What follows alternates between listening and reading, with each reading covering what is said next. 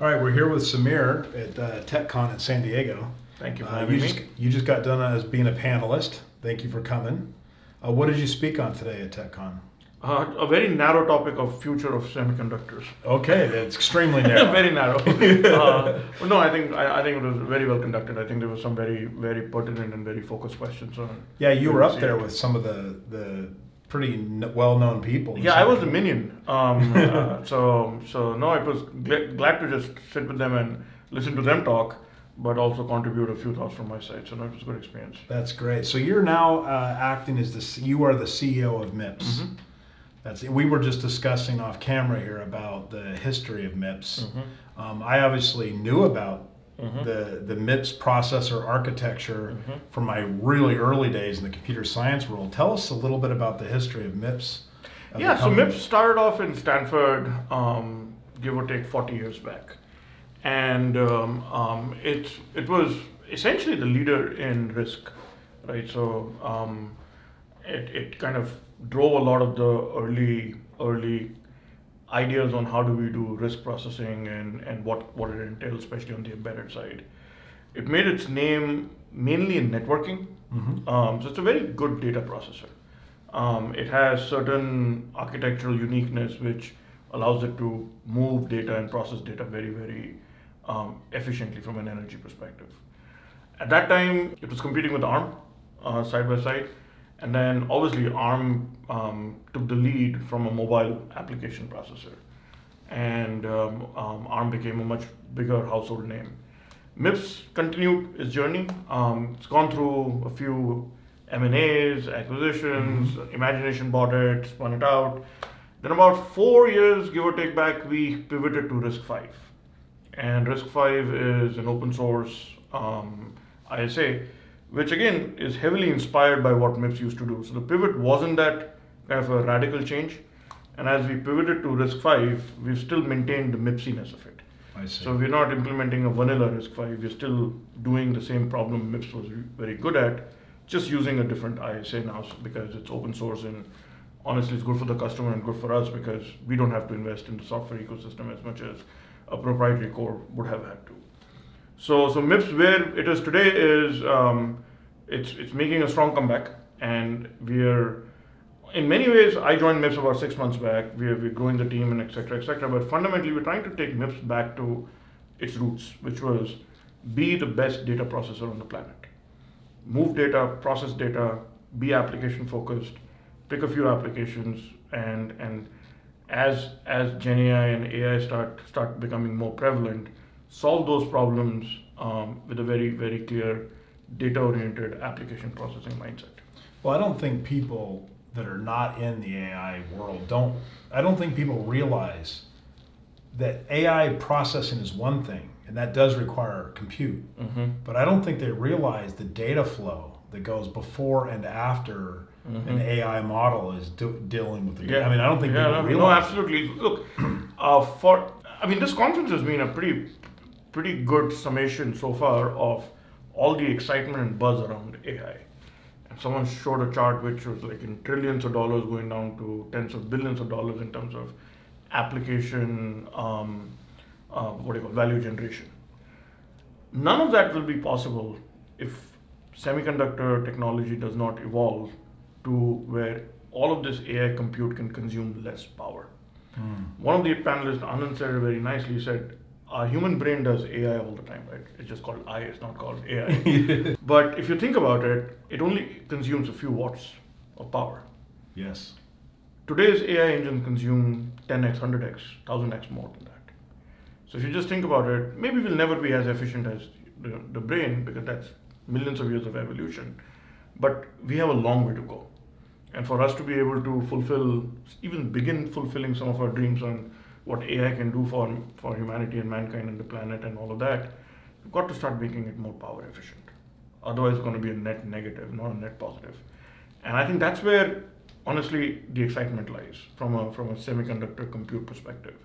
It's attacking that problem and saying, what can we do to decrease the power consumption it takes to run a model? Interesting you say that. I was sitting out in my back patio the other day, and a dragonfly landed on my knee.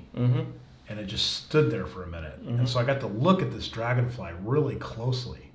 And this is a machine. Yeah. It's got like 4 or 5 wings, 4 or 6, like 4 wings. It's got these really big bulbous eyes. I mean, this is a killing machine. That's what it's designed to do. And I'm thinking that is and it took a brief rest before it took off. Yeah. I'm like, how does that little thing have so much energy? Right. Such a small little guy, and how does he have that much energy? So that's. I mean, that's evolution, right? I mean, yeah. And in today's, if I was to contrast where AI is to where natural evolution happens, AI is very, very early, first of all. And I said it up in the stage as well, you seldom find in nature abrupt changes. It's all a very fluid change of how things happen, how things merge, right? Yes. I think of AI processing in a very fluid manner as well. It's not there today. Today there's a CPU, there's a GPU, there is one PU, that PU, and it's all very hardened. I think we've got, as these things evolve, workloads are going to be different. There are going to be some large workloads which need very large machines. There are going to be some smaller workloads which need a more integrated machine, where maybe the CPU is able to do certain AI tasks. Maybe it's able to do some bump in the wire kind of inference right where it is. So you're going to see architectures evolve. So as a CPU vendor building technology which will go into some of these machines, that's the problem we're trying to go solve. We don't necessarily have to all build large AI accelerators. I think there's a market for that, and today it's captured by NVIDIA, and there are others who are trying to go match that.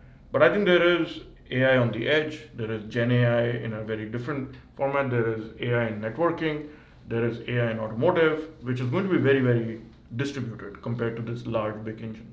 And I think that's where the power consumption doesn't have to be that big all the time. I can only imagine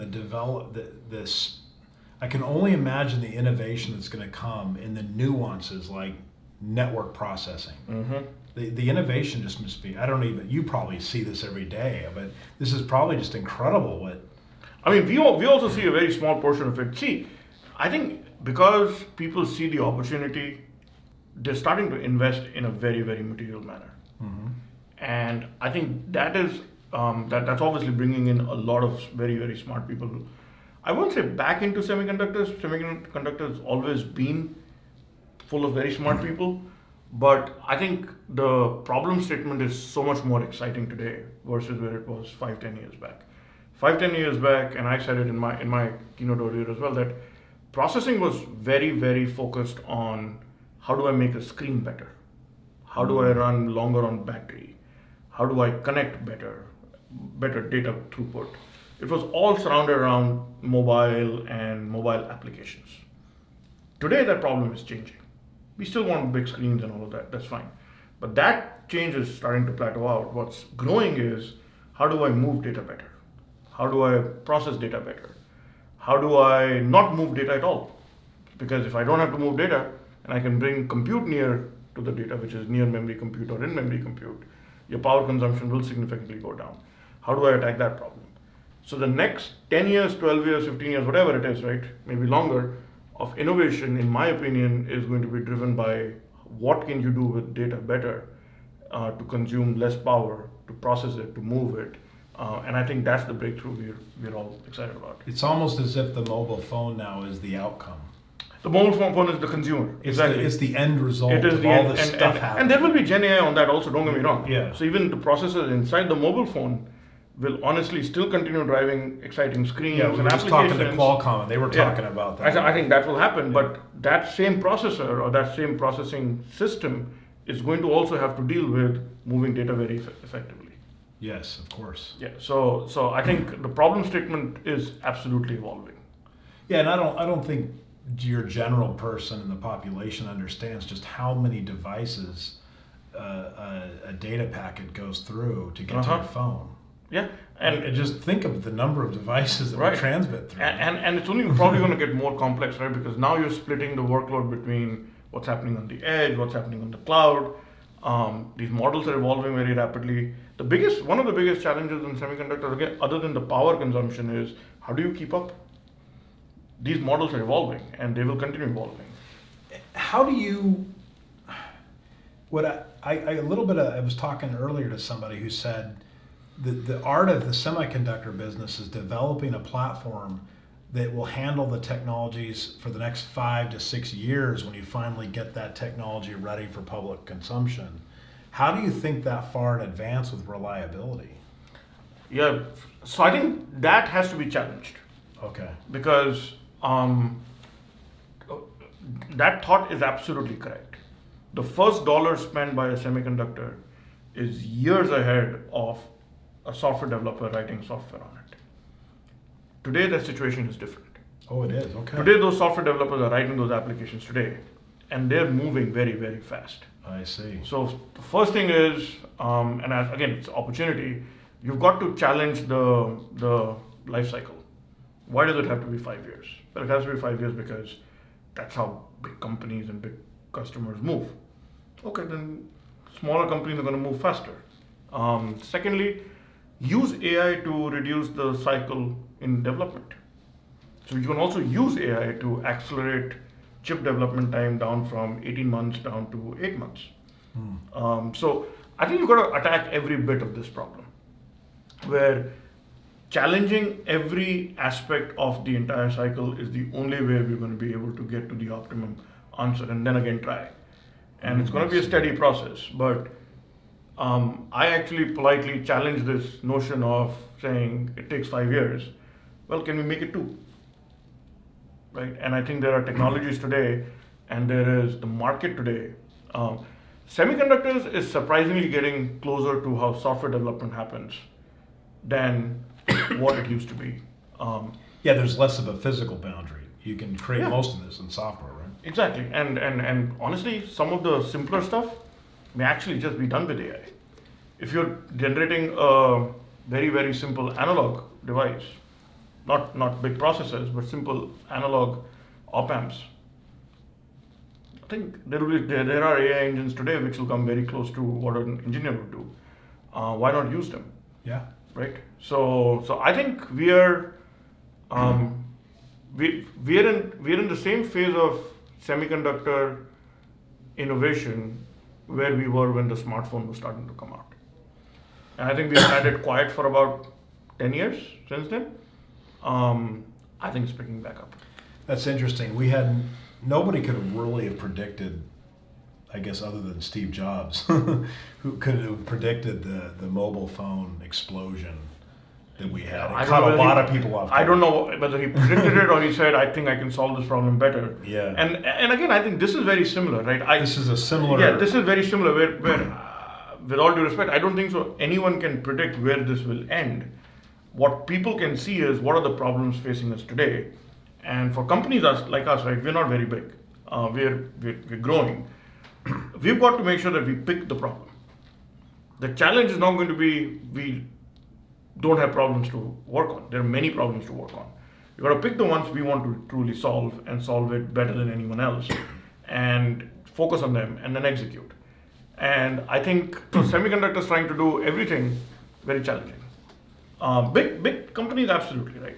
But from a small to mid-sized company, pick the 1 or 2 problems you're going to do better than anyone else, strive for that, and if you're able to execute, I think there's a lot of value to be created. Sounds like you're the right man for the job. Well, time will tell. I'm going to give it my best shot, but thank you. Well, I'm glad to see MIPS is thriving. Well, thriving is we're getting there. Our goal is to thrive. Our goal is not to survive. Our goal is to thrive because it's a lot more fun when you thrive versus trying to survive. And with an opportunity as good as AI in front of us, why wouldn't we? Well, Sameer, thank you very much for today. Thank you. Appreciate your time. Great Thanks conversation. for coming Thank to you. TechCon. My pleasure. Thank you. Thank you for listening to this episode of The Founder's Journey. You can follow us at foundersjourney.fm for updates on our episodes and to recommend future guests. Special thanks to our primary sponsor, Newfund Venture Group, who can be found at newfund.com.